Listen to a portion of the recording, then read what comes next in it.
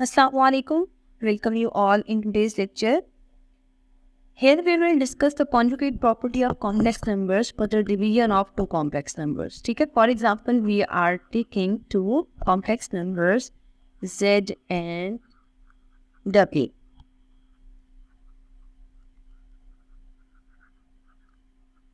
अगर हम इन दोनों नंबर्स को कंसिडर करते हैं तो एक्चुअली प्रॉपर्टी क्या है, Z को W से डिवाइड करके आप कॉन्जुगेट अप्लाई करें या Z conjugate by W conjugate find out करें, आंसर विल बी सेम. ठीक है. मतलब प्रॉपर्टी क्या है कि अगर आप Z को W से डिवाइड करके कॉन्जुगेट अप्लाई करते हैं या अलग अलग कॉन्जुगेट अप्लाई करके इन दोनों कॉम्प्लेक्स नंबर्स को डिवाइड करते हैं, आंसर हमेशा सेम आएगा. अब हम ऐसा करते हैं, इस प्रॉपर्टी को वेरीफाई करने के लिए ना कोई से दो कॉम्प्लेक्स नंबर्स जो हमने डिफाइन किए हैं उनको न्यूमेरिक फॉर्म में कंसिडर कर लेते हैं. लेट्स सी Z की वैल्यू है 2 + 3 आयोटा.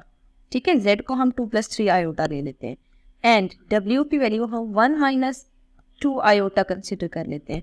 अब अगर हमने प्रॉपर्टी वेरीफाई करनी है ना तो हम ऐसा करते हैं, जो प्रॉपर्टी वेरीफाई करनी है उसको यहाँ डिफाइन कर लेते हैं कि Z by W whole conjugate is equal to Z conjugate over W conjugate. Left hand side को फर्स्ट ऑफ ऑल हम सॉल्व कर लेते हैं. लेफ्ट हैंड साइड में आप देख सकते हैं Z by W whole conjugate है. होल कॉन्जुगेट का मतलब है फर्स्ट ऑफ ऑल हमें ब्रैकेट सॉल्व करनी चाहिए. तो Z की जगह Z की वैल्यू पुट कर दें और W की जगह W की वैल्यू पुट कर दें और इस पे होल कॉन्जुगेट अप्लाई कर दें. ठीक है. अब हमें नजर आ रहा है कि अगर हमें पहले ब्रैकेट सॉल्व करनी है, इट मीन्स डिनोमिनेटर में अगर आयोटा आ रहा है तो हमें डिनोमिनेटर के कॉन्जुगेट से मल्टीप्लाई भी करना है और डिवाइड भी करना है. ठीक है. मतलब ये रूल है एक्चुअली कॉम्प्लेक्स नंबर्स को सॉल्व करने का कि अगर डिवीजन में मतलब डिनोमिनेटर में अगर फॉर एग्जांपल आपके पास कोई कॉम्प्लेक्स नंबर आ रहा है तो हमेशा उस कॉम्प्लेक्स नंबर के कॉन्जुगेट से हमें मल्टीप्लाई भी करना है और डिवाइड भी करना है. अब मल्टीप्लाई डिवाइड करने के बाद आपने दोनों न्यूमरेटर्स को आपस में मल्टीप्लाई कर देना है और दोनों डिनोमिनेटर्स को आपस में मल्टीप्लाई कर देना है. ठीक है. तो यहाँ पे मैंने दोनों न्यूमरेटर्स को लिखा है और यहाँ पे दोनों डिनोमिनेटर्स को मल्टीप्लिकेशन फॉर्म में लिखा है और आपने bracket as it is use करके इस पे होल कॉन्जुगेट अप्लाई कर देना है. ठीक है. अब देखिए हमें नजर आ रहा है कि अगर हम डिनोमिनेटर में देखें तो a + b और a - b फॉर्म आ रही है. इसका मतलब है यहाँ पे हमें a + b और a - b equals a² - b² वाला फॉर्मूला लगा देना चाहिए. और वो फॉर्मूला क्या होता है, first term square minus second term का होल स्क्वायर. नेक्स्ट आप देख सकते हैं न्यूमरेटर में हॉरिजॉन्टल मल्टीप्लिकेशन हो रही है तो 2 को फर्स्ट ऑफ ऑल 1 + 2 आयोटा से मल्टीप्लाई कर लें और देन आप 3 आयोटा को 1 + 2 आयोटा से मल्टीप्लाई कर लें. मल्टीप्लाई करने के बाद जो आंसर न्यूमरेटर और डिनोमिनेटर का आएगा उन दोनों को सिंप्लीफाई करें और देन आपको यहाँ पे कॉन्जुगेट अप्लाई करना है. ठीक है. अब आप देख सकते हैं न्यूमरेटर में 2 + 4 iota + 3 iota + 6 iota square answer आ रहा है. ठीक है. और डिनोमिनेटर में 1 - 4 आयोटा स्क्वायर आंसर आ रहा है. और फिर आपने अभी तक ब्रैकेट को फुल सॉल्व नहीं किया, इस वजह से आप कॉन्जुगेट को एज इट इज अप्लाई करते जाएं. ठीक है. और कॉन्जुगेट की लाइन क्लियर होनी चाहिए, आपने उसको डिवीजन से मिक्स अप नहीं करना. ठीक है. फिर आप देख सकते हैं न्यूमरेटर में 2 + 7 आयोटा + 6 आयोटा स्क्वायर की जगह -1 पुट कर दें और डिनोमिनेटर में भी आयोटा स्क्वायर की जगह -1 पुट कर दें और फिर आपको यहाँ पे होल कॉन्जुगेट अप्लाई करना है. ठीक है. न्यूमरेटर देखें दोनों टर्म्स 2 + 7 आयोटा -6 सॉल्व हो रही है. ठीक है. और यहाँ पे 1 + 4 मौजूद है तो 1 + 4 का मतलब क्या होगा 5. ठीक है. और 2 - 6 सॉल्व करें मतलब जो रियल पार्ट आ रहे हैं उन दोनों को सिंप्लीफाई करें, -4 आंसर आ रहा है और इमेजिनरी ऑलरेडी सॉल्व्ड है और डिनोमिनेटर का आंसर 5 आ रहा है.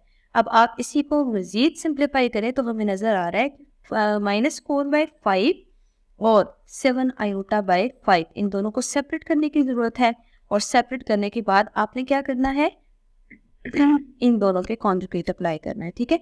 अब ज़रा इस पे कॉन्जुगेट अप्लाई करें क्योंकि आपने रियल और इमेजिनरी पार्ट को सेपरेट कर लिया है तो रियल पार्ट पे कोई चेंज नहीं आएगा, लेकिन जो इमेजिनरी पार्ट है उसमें आपने साइन चेंज करना है. इसका मतलब है लेफ्ट हैंड साइड का आंसर आ रहा है -4/5 -7 आयोटा बाय 5. अब हम यहाँ पे राइट हैंड साइड सॉल्व करेंगे, बट पहले अपनी आसानी के लिए हमें यहाँ पे लेफ्ट हैंड साइड का आंसर लिख लेना चाहिए, ताकि बाद में जब हम कंपेयर कर रहे हो तो हमारे लिए आसानी हो। ठीक है, तो ये लेफ्ट हैंड साइड का एक्चुअली आंसर आया था। अब हम ऐसे करते हैं, right hand side find out कर लेते हैं। राइट हैंड साइड है z conjugate by w conjugate. ठीक है, ये डबल बार से कंफ्यूज नहीं होना आपने। डबल बार का मतलब ये है कि एक डिवीजन का साइन आ रहा है, जिसको मैं थोड़ा सा मजीद हाईलाइट कर देती हूँ। ठीक है, अब z की जगह z की वैल्यू पुट करें। z की वैल्यू है 2 + 3 आयोटा और इस पे कॉन्जुगेट अप्लाई करें। सिमिलरली जरा इसको हाईलाइट कर देते हैं डिवीजन के साइन को, और डिनोमिनेटर में यहाँ पे 1 - 2 आयोटा है। ठीक है, w की वैल्यू, और इस पे भी कॉन्जुगेट अप्लाई कर दें।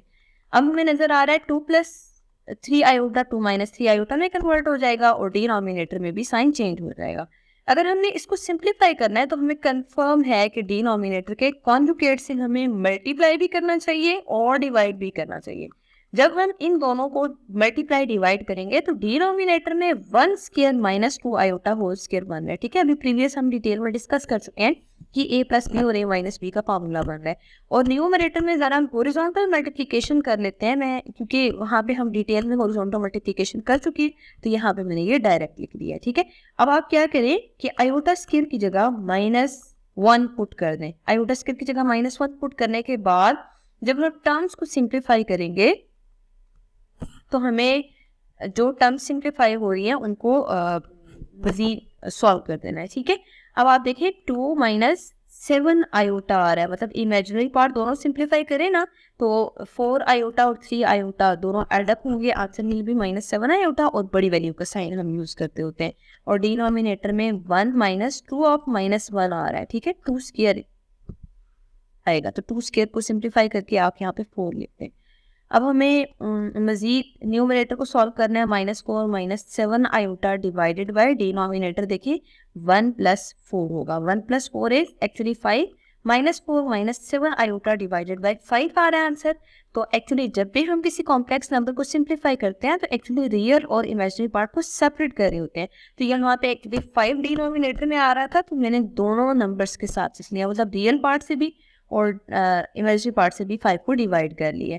अब आप इसको 2 मार्क कर दें। ठीक है, मैंने इसी वजह से लेफ्ट हैंड साइड का आंसर साइड पे लिखा था, ताकि हम इजीली कंपेयर कर सकें। आप देख सकते हैं लेफ्ट हैंड साइड का आंसर भी -4/5 - 7 आयोटा बाय 5 आ रहा है। इट मीन्स आप कंपेयर करें एज फ्रॉम 1 and 2। 1 and 2 का मतलब ये है कि ये जो दो इक्वेशंस आप लास्ट पे सॉल्व करके जो फाइनल आंसर आ रहा है, सिंप्लीफाइड फॉर्म आ रही है, उन दोनों को कंपेयर करें।